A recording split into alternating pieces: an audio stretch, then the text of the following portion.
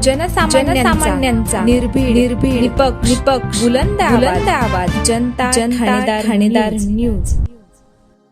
संगमनेर नगर परिषद निवडणुकीचा निकाल नुकताच जाहीर झाला असून या निवडणुकीत महायुतीला अपेक्षित यश मिळाले नसले तरी महायुतीवर विश्वास ठेवून मतदान करणाऱ्या सर्व मतदारांचे आभार मानणे हे आपले कर्तव्य असल्याची भावना मनात ठेवून आमदार अमोल खताळ यांनी महायुतीकडून निवडणूक लढवले। उमेदवार महायुतीचे पदाधिकारी व कार्यकर्ते यांच्या समवेत पायी फेरी करत शहरातील प्रभाग क्रमांक 12, 13 व 14 मधील सर्व मतदार बंधू भगिनींचे आभार मानत महायुतीला साथ दिल्याबद्दल कृतज्ञता व्यक्त केली। संगमनेर शहरातील स्वतंत्र चौकातून मतदारांचे आभार मानणाऱ्या दौऱ्याला आमदार अमोल खताळ यांनी सुरुवात केली।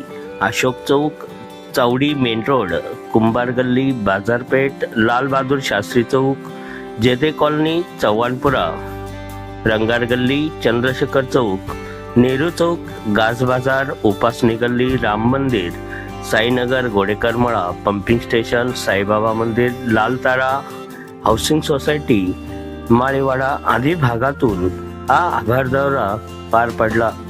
महायुतीला मतदार बंधू भगिनींनी साथ दिलेल्या आमदार खताळ यांच्यासह महायुतीच्या सर्व उमेदवारांनी, पदाधिकारी व कार्यकर्त्यांनी मतदार बंधू भगिनींचे मनपूर्वक आभार मानले व भविष्यातही जनहितासाठी कटिबद्ध राहण्याचा निर्धार व्यक्त केला।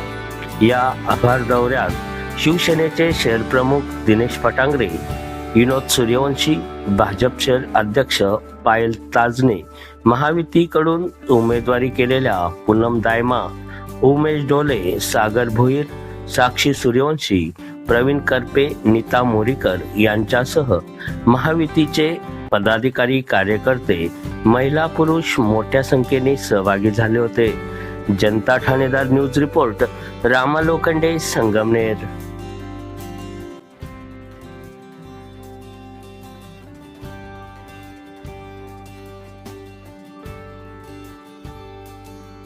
झाल्या त्या निवडणुकीमध्ये मोठ्या प्रमाणात संगमनेर शहरामध्ये धनशक्तीचा वापर झाला।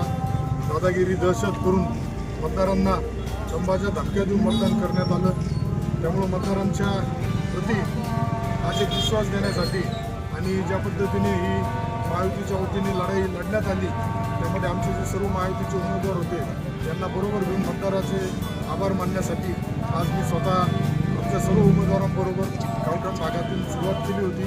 आज सर्वच भागांमध्ये आम्ही आभार मानत आलो।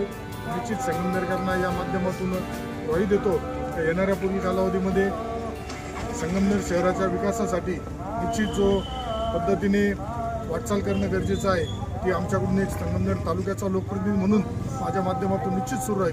परंतु संगमनेरकरांना आता येणाऱ्या कालावधीमध्ये ज्या पद्धतीने निवडणुकीमध्ये दहशत झाली, पैशाचा अमाप वापर झाला, याचा सुद्धा कुठेतरी या सुज्ञ मतदारांनी विचार केला पाहिजे का ज्या पद्धतीने जर आज केंद्रामध्ये राज्यामध्ये सरकार आपला असताना, संगमनेरमध्ये आमदार आपला असताना आज मोठ्या प्रमाणामध्ये भीतीच्या पोटी मतदान करणं कुठेतरी चुकीचं होतं। परंतु ज्या मतदारांनी आमच्यावरती विश्वास टाकला आणि भीतीला न चुकवता, दहशतीला न चुकवता आम्हाला मतदान केलं, त्यांचं आभार मानणे आमचं कर्तव्य होतं। निवडणुकीच्या कालावधीमध्ये माझ्यावरती संगमनेरचे माजी लोकप्रतिनिधी व पदवीधरच्या आमदारांनी अतिशय खालच्या पातळीवरती संगमनेरमध्ये भीती, दहशत मागील 1 वर्षामध्ये झाली, अंमली पदार्थाचं प्रमाण वाढलं, अशा पद्धतीने अपप्रचार करून मतदारांना कुठेतरी बोलवण्याचा प्रयत्न केला होता।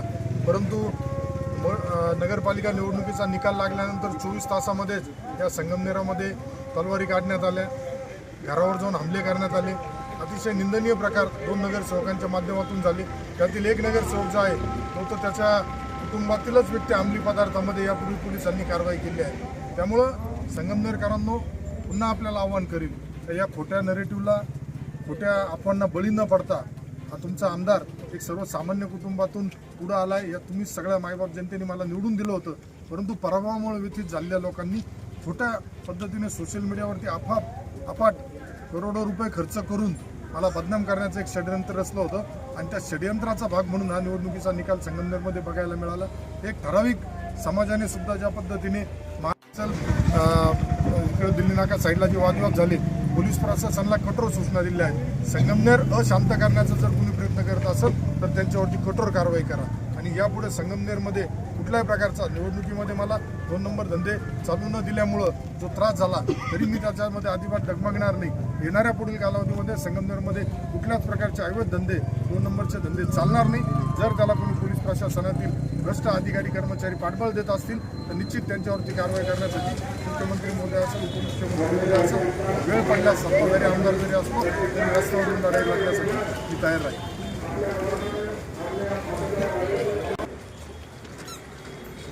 चला रामभाऊ.